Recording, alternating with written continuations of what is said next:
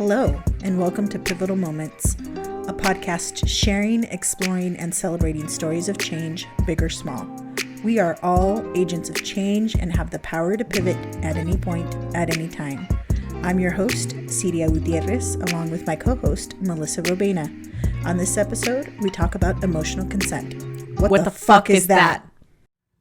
Why are you nervous? No, because we have no agenda. This topic that we're going to be discussing today just came out of thin air in just a conversation you and I had this morning. I have no preparation. I have no research. Going off the seat of my pants.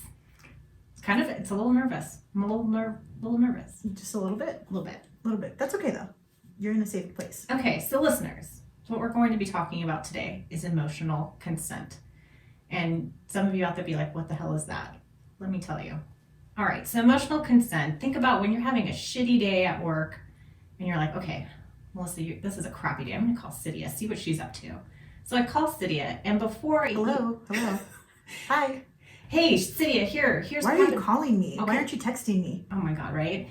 But I mean, think about how often we just pick up the phone and start to share our crappy day or whatever's bothering us without even stopping to consider the other person first and asking for emotional consent. Are you emotionally capable of being able to listen to what I have to share? And so when I came across a post that kind of asked, like, well, how often do you stop to ask your friend for emotional consent? I'm like, never. Yeah, emotional what? Exactly. I mean, but what a thought-provoking idea. Well, and that's why we got excited about it, right? We're like, wait, we can just talk about this. Let's just talk about it, see what comes out. So, yeah, that's what we're going to do. We're going to talk about it. So emotional consent, I mean, it's one of those things where I think I ask a lot of the time, one of my, go-to things is, hey, do you have a couple minutes? And that's going to be for either me addressing something for work or it's going to be something else. But sometimes I really need to talk to somebody about this. And you know who to talk to. Like instinctively, at least I do. I can speak for myself. I instinctively know who is going to be more receptive to whatever that struggle is. And I'm gonna seek them out and see if they're available. But I don't think I've ever thought to ask, other than, is it okay time-wise? Do you have a few minutes, or are you in the middle of a deposition, or are you in the middle of, putting your kids to bed, whatever it is, outside of asking those boundary questions? I don't think I've ever asked, do you have the emotional capacity to listen to my shit right now? Well, I think you had mentioned too, when we first brought up this emotional consent concept, is really it's an act of kindness. You want to go explain it a little bit more into why you believe it's an act of kindness? Well, when you first brought it up, I thought, wow, that is an act of kindness, of just saying, hey, I know I'm having a really bad time right now, and I'm seeking you out because I need help. And I think asking for help is super important, and it's so powerful, and having that community that you can go to and knowing who's going to be more receptive to this idea and who am I not going to feel judged by, right? But then taking that little moment of kindness to acknowledge, hey, I need you right now. Are you actually available? Because if you're not, then I don't want you to have resentment towards me of just like, oh, well, you only call me when you need a vent, when you need to do these things. Like, what is that availability beyond, is it an imposition on your time and calendar? For me, when this topic came up, I immediately think, you talk about knowing who to call. And yes, I know I can call you, but even the fact of sharing my feelings is actually relatively new to me. So by reaching out to someone, I'm already taking this leap of faith. But what if they say no? What do I do if, someone says, no, I don't have the time right now? How do you emotionally process that? Well, say they're not available, okay? And you get that, no, I can't. I'm not available right now. I don't think anybody's going to leave you out hanging to dry, basically. But I think what they might do, and what I might do is, I really can't right now, but can I call you in an hour? Mm-hmm. Can we talk about this in a little bit? and just kind of push through it. Because I had something kind of similar happen recently where I was in an emotional spiral. And I was in it, and I was not available to talk to anybody about it because I needed to be in this deposition. I needed to be defending my client. And as soon as the deposition got past the boring parts, they're called the admonitions, so it's the beginning of the rules. You've heard them once, you've heard them 1,000 times, kind of a thing. Once I got past that part and was actually in it, I was in it, present with my client. But before then, I was in my own head because I didn't need to listen to those rules, right? And so being in my own head, having, the magic of Apple products, which I still don't entirely like, but they do have iMessenger, so I could message a friend and was like this is going on right now. And she was like, hey, focus on what you got to focus on right now. Like, it's going to be fine. And I'm having this like really emotional, just stuff going through my head, just spiraling, thinking, it was the end of the world. It was not the end of the world, but having this experience, and then later on that day I was able to actually talk to her and get her perspective, which was fantastic for me. But I think the better thing that happened was I was able to get out of this spiral by myself due to the tools that I've learned in therapy, and just kind of realizing once I started saying things out loud and talking to her about it, it's like, okay, my only option is not to quit. I have other options. And once I realized I was catastrophizing and being able to bring myself out of that, by the time my partner got home, by the time Matt got home, I didn't dump on him completely because I'd done some work, and I'd also had a chance to talk to a friend about it. But when I told him everything that had happened, I was in a much calmer place and not just, okay, this is going to be the same thing. And then the next day, one of my friends at the office, he was like, do you want to go out to lunch? I was like, yes. And we talked some more, but he was offering that space to me because he knew that something had happened. He didn't know exactly what it was. And just kind of knowing, hey, there are people who are going to do that too. They're going to offer you that space because you can tell when someone's off. At least I can. What about you? No, I definitely can. You look at, especially since we can't really see people now due to the Rona, you can tell in their text messages if they're short. I can definitely tell even with my spouse if something's off, not really good at vocalizing. And sometimes, if I'm in the space too, because obviously if you care about someone, you might extend yourself a little bit more than you probably would normally. But to try to pull that out of him, you could tell that their actions are a little bit off. And then once that pressure has been relieved, and it's they go back to themselves, and then everybody's happier because of it. But in coming back to the question I asked you, it's okay, well, what if they can't support you at the time? What do you do?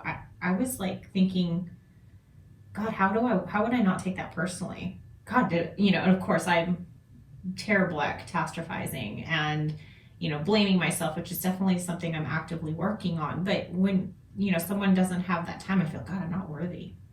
And it's hard not to take it personally because God, I would do that for them. I would stop what I was doing. But I think understanding that it's not always about you. You're right. You could be in the middle of a deposition. You could be in the middle of doing something where that person just is trying to look at it from a different place. It's not that they're not trying to make time for you. They want to create the space where they can give you their undivided attention to make sure that you're in a better place. And so I think by moving it or doing that flip, I think can help reframe that negative thought that, God, I'm not worthy. Actually, you know what? I am super worthy, and they're just trying to work their calendar so that they can give me, the undivided attention that this situation needs. Well, and I know that you're imagining what it would be like, but when you've had those moments of actually needing help and needing someone, has anybody said no? No, but I've also never asked for emotional consent. But I think too, I think a lot of it has to do with the fact that sharing my emotions and sharing my feelings is a relatively new thing for me. Like how new?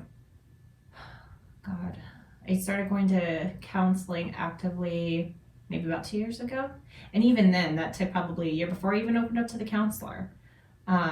Because I was always afraid of how my emotions and feelings would be perceived and stuff like that. a lot of trauma behind that. But I actually found that people actually thanked me. Here I was like, just like spouting all this shit to them. And I remember you were one of those people. I remember having a terrible time, and you're like, I remember you came up to me. We were at a mutual friend's baby shower, and something was just off. I mean, I put on what I thought was like a good fake face, but you came up to me afterwards. You're like, you are coming over to my house.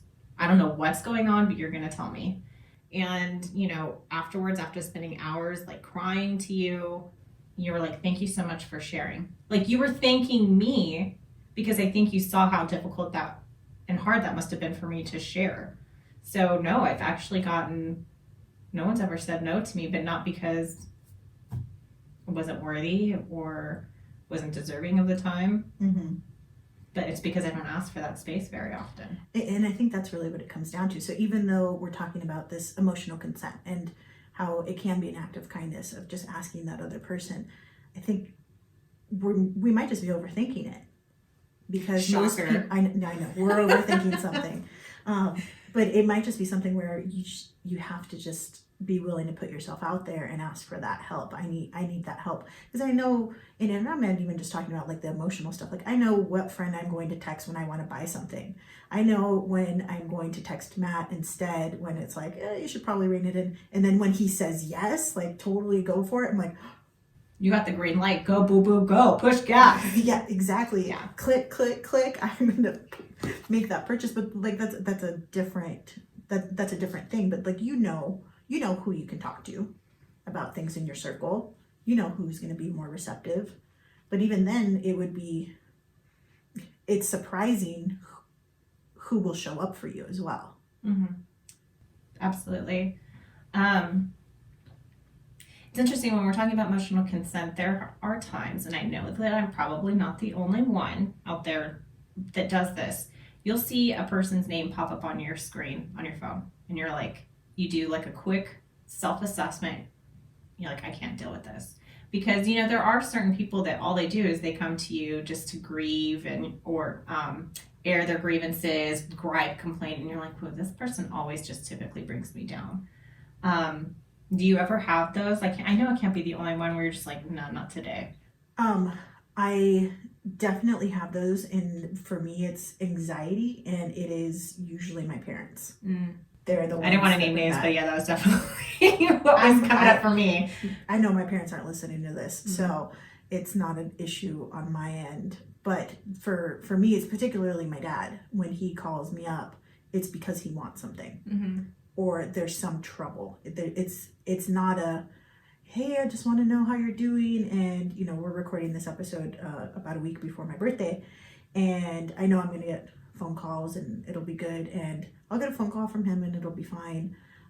But even just engaging in that relationship, I need to be mentally prepared for it. And so I will, on certain days of the year, which for our listeners, just so you know, we will have a line of greeting cards coming to you in 2021 because holidays like Father's Day and Mother's Day give me a shit ton of anxiety. Different subject for a different day. You and I could go on for we could go on forever on that one, but it's one of those things where on those days, the good daughter in me wants to still engage, and so I will, but I will wait until the very last moment of the day that I think is reasonable.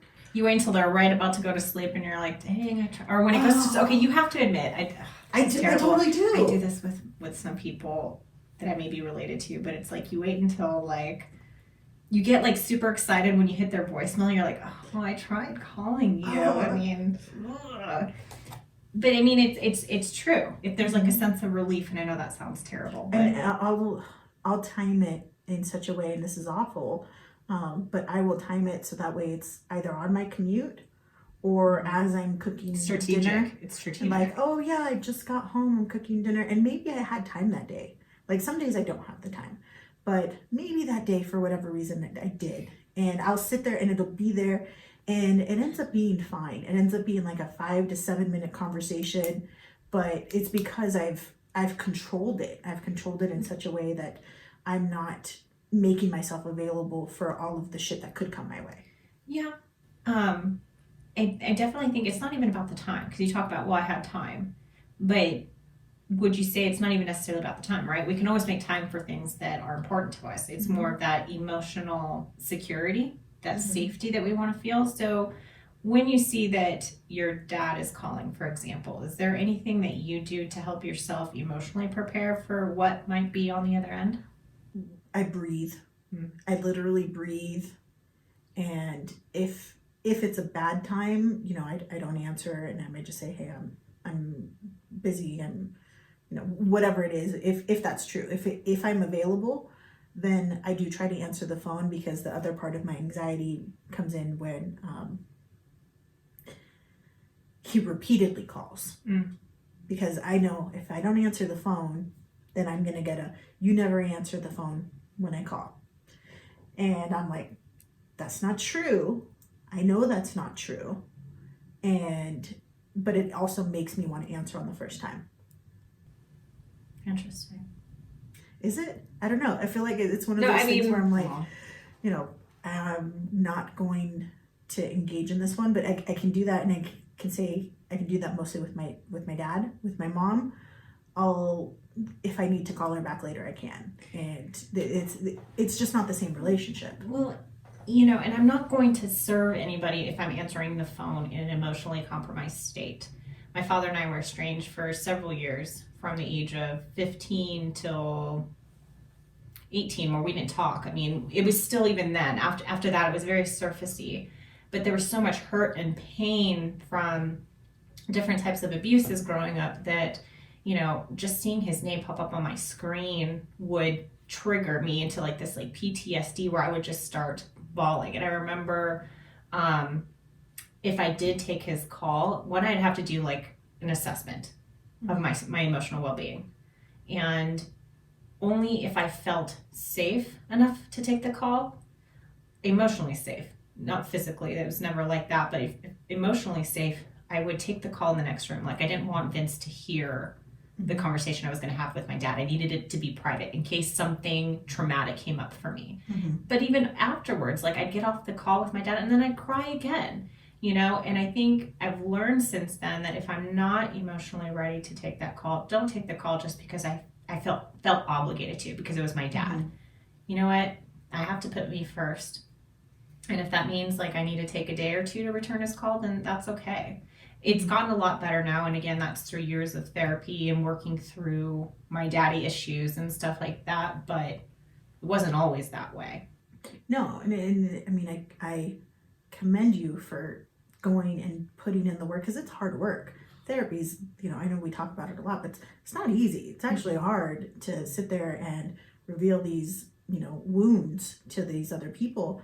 And, as you were talking, I was just thinking about one of the last times that I had an experience with my dad where I was not emotionally prepared for it. And my mom was traveling to Guatemala for Christmas, and she'd wanted to go. She hadn't been down there for Christmas for a very long time, and was very excited. And she left my little brother and myself and my dad here by ourselves. My little brother and my dad do not get along. And then there was me. And I was like, okay. And this was before I started going to counseling. And I remember Matt and I were shopping at Macy's. It was Christmas shopping, and we were trying to find different things. And I think we were doing something together with our group of friends. There was something, but either way, my dad calls, and I'm in Macy's, and he wants to move the Christmas plans. He wants to do something different. And I was like, well, I can't do that. I have these other plans. I was planning on going over for Christmas Eve and doing that normal routine that we have. And he got so mad that I would say no. And it's so incredibly mad that he'd rip me a new one on the phone, which he's very good at doing. And I started bawling in front of the Clinique counter at Macy's. And Matt's there with me, and he's just like, what's wrong? And it's like, I'm not even just tears, it's not even the, one that ugly cry. It is ugly crying in the middle of this department store at the fashion show mall here in Las Vegas. And I'm just losing it because I felt so attacked, and because I was being attacked. And so that year we did not do Christmas over there. And it was there was all kinds of trauma and other things that were going on. And in the meantime, you know, my mom's off frolicking and having a good time with her family, but she had to come back to this shit show. And I felt really bad about it, because it's like she had every right to be able to go spend a good amount of time with her family, enjoy these experiences that she doesn't get very often and has not gotten over the last, you know, 30 some odd years. But I do hope you know that is not your fault, right? I know that we often feel that it is, but it's not. You know that, right? I know that logically, emotionally, it was like, you know, that one's one that just sticks out. It's like, okay, so then I think about that moment, and I want to avoid that moment. I want to avoid getting yelled at for being a bad daughter or not being available, whatever it is. So I will make myself more available for him, even though I know it can hurt, because I don't want to experience that other thing. I don't want to experience, you know, having a full-on ugly cry at the clinic counter. Like, well, now, what would it be like for you to establish healthier boundaries or emotional consent boundaries with your father? Why haven't you established those? Well, I don't think we have a full hour for that. Well, no, like, I'll give you my money now. Well, no, I mean, like, for example, like for the longest time, I would always be fearful of telling my father how I felt or what it was like growing up in that toxic household with that witch that he, you know, tried to make my stepmother, you know, and I was so afraid that, because the reason why we became estranged was because I said something. His girlfriend didn't like me, so therefore I was kicked out. So I was always afraid. I had this fear that any time that I was going to share with my dad how I felt, that he was going to leave, because he had a pattern of that. Mm-hmm. But then it was only recently, 34 years old. So here we go. Let's fast forward almost 20 years later. And I still have all this anger and resentment, and I'm working through counseling, and my counselor's like, you need to just, sprinkle it. You don't want to just throw it all in at once, but you have to share how you feel. Like, you're carrying the burden of the emotional guilt or stressors that he's putting on you. So one day I just finally decided, that's it. Like, I'm going to start to share how I felt. And if he leaves, then you know what? Then I have my answer. But I'm tired of living in fear. And it sounds like you're living in fear. How might you shift that to one where you're not operating out of fear? You're operating out of a different lens. How? I don't know. I mean, that's the truth on that one. I don't know what I've done. What would happen if you created or set clear boundaries with your father? I don't think he would respect them. I think there's just some boundaries he's come to respect, but I don't think he cares. And what I've learned over time is that, you know, I am not a psychologist. I can't diagnose him, but I'm pretty damn sure that he's actually a narcissist. I feel like I can confidently say that. And so there are certain things that are just not going to resonate. They're not going to hit the same way. And so I've avoided that. But what I have done, and that I've found to be really actually quite interesting, was I started narrative therapy, and that's basically a lot of writing, and that works out really well for me. And so one of the techniques that my therapist suggested was writing letters to people. Letters you don't necessarily intend to send. If you want to send them at some point, you can. And so I started writing my list of letters. I wrote letters to every single one of my family members. And then recently I wrote a second letter to my dad. And then I went back and I compared the two. And that was probably the most interesting part, because in the first letter, I kept asking why? Like, what happened? Like, what? I wanted to know otherwise. But in the second letter, what came out was empathy. I have a lot of empathy for him. I don't know his full story, and I don't know that I ever will, and I don't know that he'll ever share it with me. And I've asked him to share pieces with me that he hasn't done, and I don't know that he's capable of sharing. And so now I look at him with more empathy, of just, you've got stuff that you haven't dealt with, but it's not for me to fix you. That's not my job. It's not my obligation. It was never my job to parent you two. I did, but that's not my role. That should never have been my role. But coming back to these boundaries, and you mentioned earlier that basically asking for emotional consent. Like, say if you were to call me and ask me, hey, are you emotionally capable of handling this type of conversation right now? That was an act of kindness. But why don't you extend this sense of kindness to yourself and making sure that you establish emotional consent for yourself before picking up the call with your dad? That'd be a good way of dealing with it. It would be a good way of dealing with just anybody. Of just, you know what, I'm not in the right headspace for this one. I'm not available for this one. It's really interesting because, we've talked about safety, right? When you feel safe, you emotionally safe, yeah. Yeah. But or physically as well, I suppose. It's both. And just when you feel safe, you feel like you can do things like say no. And one of the first places that I felt really safe in was, besides my relationship's very strong and stable, thank God. Even though I'm not religious, I will give it up to all the gods on that one. So I have a lot of safety there. But the next place was my work. I feel really safe at work, being able to voice my opinions and say no to things and other things that they may pop up. But that relationship, the parental relationship, that one's one where I feel like I've got a little bit more headway with my mom, but not with my dad. I feel like that's not an option. But I could say yes to myself.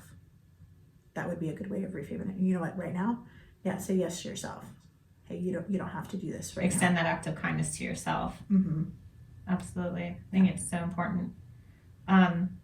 So real quick, I know we didn't really have time to research this, but I was able to do a quick Google and did find ways to ask for emotional consent. Okay. What are they? One is send a message in advance. Now, I know you and I have done this for each other on occasion, like, hey, shitty day at work, you free later, just to vet, right? Because sometimes just like, there's no meaning behind it. Sometimes you just need to just like air out that dirty laundry. Boy, does it feel so much better. Fuck this. Next one is to give them options for and if like when they're available to talk or listen. Because like you mentioned, like your friend, you were in the middle of a deposition. You didn't have time to talk. But I know that there have been times where I've reached out to you and you're like, hey, can I call you back in an hour? And that lets me know, okay, I'm not alone. I just have to let me do something for an hour to keep preoccupied. And then you'll call me back within that hour. Also, the third bullet point says, let them know what you need. Maybe sometimes, think about it. Like sometimes I just need you to listen. I tell this to my husband all the time because, they try to solve the problem. I don't need you to solve it. That's another topic for another day, boo-boo. I know. I don't need you to solve it. I just need you to listen. I just need you to listen. The fourth bullet point is let them know how long you need. If you know. Like, hey, I just had a crappy Zoom meeting with a colleague. It'd be like 15 minutes. Do you have 15 minutes? So then they can kind of gauge for themselves, do they have that bandwidth or mental capacity for 15 minutes to be able just to hear you out? And then be okay with them saying no, which is probably something I would probably need to work on. But like you mentioned, no one's ever said no, but then again, I think I've reached out to the people that I know would be receptive of me to share. But they've even said a soft no, right? Not right now, but give me 2 hours. And you're up there. You're up there in the thoughts. They're thinking about you. They're trying to make that space for you. I have a lot of friends in other states where I went to school in California, and people have moved away. And sometimes we have to schedule that time of like, we need to connect or we need to do something because they need an emotional release, and maybe I'm just a good listener, or, we just need to reconnect. And even having those planned times, like sometimes it's like, I wish I could just call people all the time and do those things as we did more as kids, right? You connected with people every day, but just being respectful of their time and also your own, but knowing, hey, if we can say, hey, you know what, this Saturday, let's talk. We haven't talked in a while. Most people are going to say yes, or they're going to figure out, okay, when can I do that? And I think that's such a gift to really be able to give your time to people and want to spend that with them. But I do think that emotional consent, we seem to do it. We're just doing it in different ways and we hadn't labeled it. Yeah, so the term emotional consent, I know we're just like, yes, let's talk about that, because you don't hear about it very often, right? We just typically just dump our garbage on someone and then leave like, hey, thanks, that was a great call, I feel good. And well, shit, I never even thought to think about how me dumping my crap on someone is going to leave them leave them feeling after the call. I've never even considered it. Right. Well, and the interesting part is you want to make sure that you're not just taking. Exactly. You have to reciprocate that, right? Because otherwise, with the people who don't reciprocate, you know who they are, and then you start being like, oh yeah, I'm not available for that, and it's a two-way street. It absolutely is. It absolutely is. Well, this has been an exciting topic. I didn't realize that we'd get into daddy issues, but that just seems to be an underlining theme in most of everything I do in my life. Well, daddy issues, you're not alone with that, but it's more of just life and parental issues that we have, and just being in different places, but knowing, hey, yeah, I think there are plenty of people out there who are going to be able to relate, and then there's going to be some people that are like, you know what, I don't have any of these problems. But that doesn't mean that they're not dealing with stuff. Everybody's dealing with things. Even if they don't show emotion, they have emotions. They just are better at masking them, or at least they think they are. Yeah, so for me, I found this episode to be really helpful because, again, we've talked about, we practice emotional consent without necessarily labeling it, but I think that goes to show how far we've come with self-awareness, knowing our bodies. Can I handle this call right now? Can I talk to my daddy right now? Can I just am proud of us, because I think the more that we talk about issues or topics like this, the more we can really start to practice asking for emotional consent, not just of other people, but of ourselves. Looking at you, Bobo. Where's the mirror when you need it? But no, I agree. And I do think that just being more mindful of what you're asking the other person to do for you. And I think that that's why I was excited about, like, oh, if we can verbalize, are you emotionally available for this? You're being mindful of, hey, they're a person too, and they've got their own things going on, because maybe they're not. But I think what's beautiful about even just our conversation is most of the time, I'd say like 99% of the time, they're going to be available. And it's us limiting ourselves and reaching out and talking to people. It's us being like, no, they don't want to hear my crap. No, I'm totally alone. Nobody wants to deal with me. I'm a burden. Yeah, all of that shit, right? That's in us. That's in our head. That's the story that we're playing. But if you look at the evidence, the actual evidence out there, your people are your people for a reason, and they're going to help you out. That doesn't necessarily mean they need to be blood. It means that they're the people that you've collected along the way. I mean, not in a like creepy creepster way. I don't think anybody thought about that until you brought it up. I know. Of course you did. Of course I did. But just, they're the people you've collected along the way that are your support. Your biggest champions.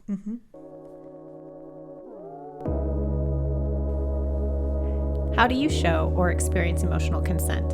We encourage you to share and connect with us in our private Facebook community. We want to thank our producer and music director, Ron Johnson. This has been an Astronomicus EMR production. Thank you for listening. Remember, it's never too late, and you're right on.